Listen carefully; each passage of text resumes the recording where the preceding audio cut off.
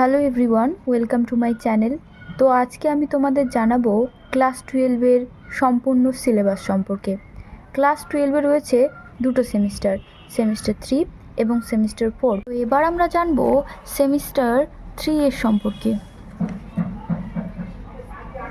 যেটি কিনা আবারও এমসিকিউ বেসিস হবে এবং এখানে পূর্ণমান থাকবে 40।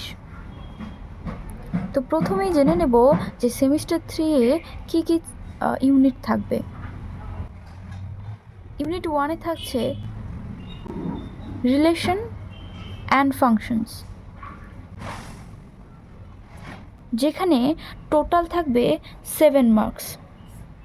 এবং এই রিলেশন এবং ফাংশনসের মধ্যে প্রথম চ্যাপ্টারটি থাকবে ওই রিলেশন অ্যান্ড ফাংশন, যেখান থেকে থাকবে টোটাল 4টি প্রশ্ন। এবং এই চ্যাপ্টারটির বাংলা মানে হচ্ছে সম্বন্ধ ও চিত্রণ।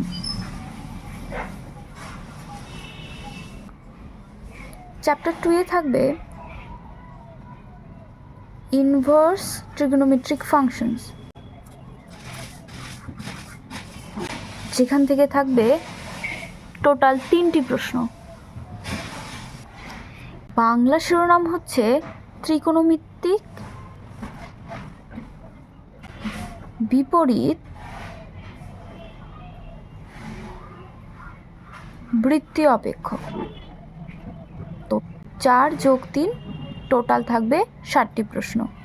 তো আমাদের এটা ভালোভাবে পড়তে হবে, বিশেষ করে সম্বন্ধ চিত্রণ চ্যাপ্টারটি থেকে বেশি নাম্বার, তাই এটিও বেশি করে পড়তে হবে। এবার থাকবে ইউনিট 2 থেকে অ্যালজেব্রা অর্থাৎ বীজগণিত থেকে কী কী থাকবে দেখে নেব। অ্যালজেব্রাতে আছে টোটাল 10টি প্রশ্ন। তার মধ্যে প্রথমেই যে চ্যাপ্টারটি আসবে সেটি হলো ম্যাট্রিসেস। এটি তোমরা আগে কোনো দিনই পাওনি, তো এবার প্রথম পেলে, তো আমরা ভালোভাবে পড়ব। এরপরে থাকছে ডিটারমিনেন্টস।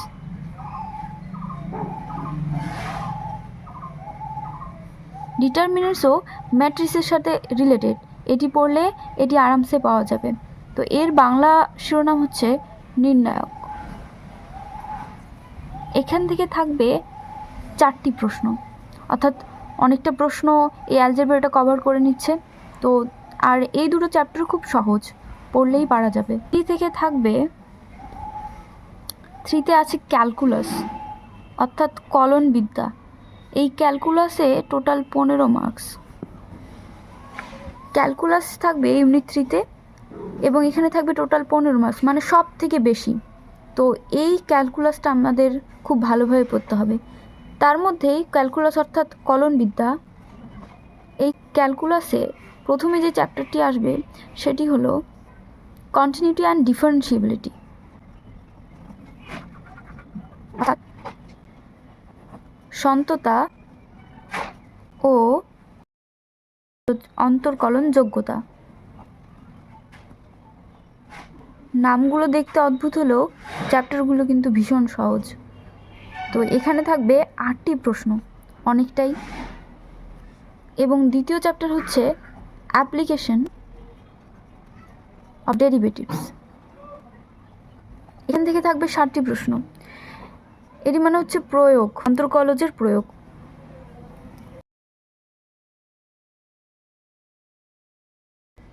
এবার ইউনিট 4-এ আছে প্রবাবিলিটি। এটি আরেকটি নতুন চ্যাপ্টার, খুবই সহজ এবং মজাদার। এখানে থাকবে 8টি প্রশ্ন।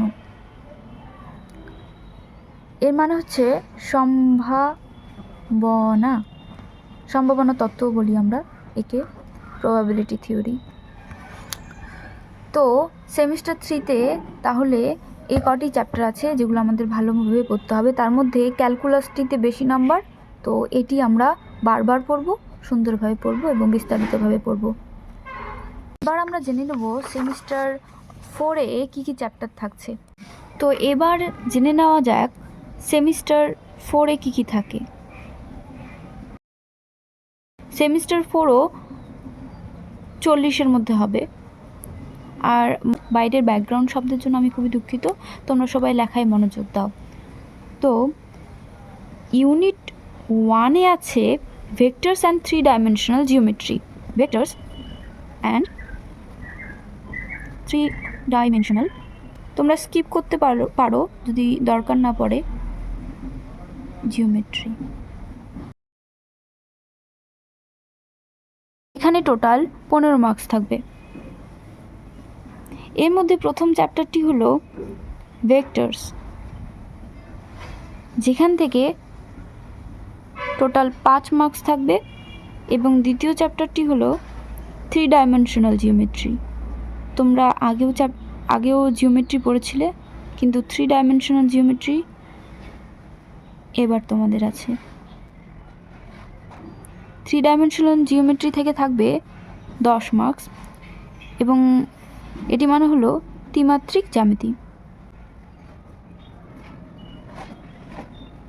এরপরে নেক্সট ইউনিট হলো ইউনিট 2।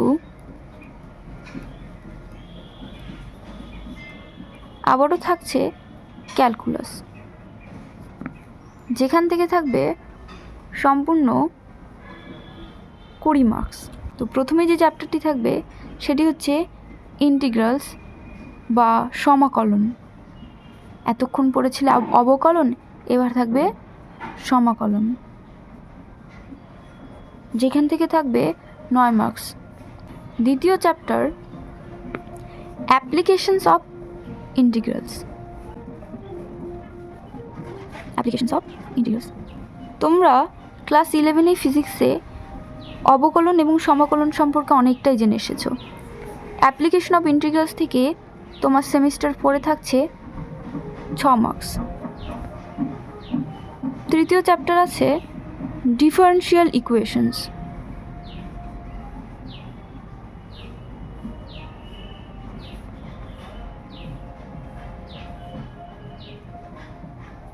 অর্থাৎ অবকল সমীকরণ, এখান থেকে থাকবে 5 মার্কস।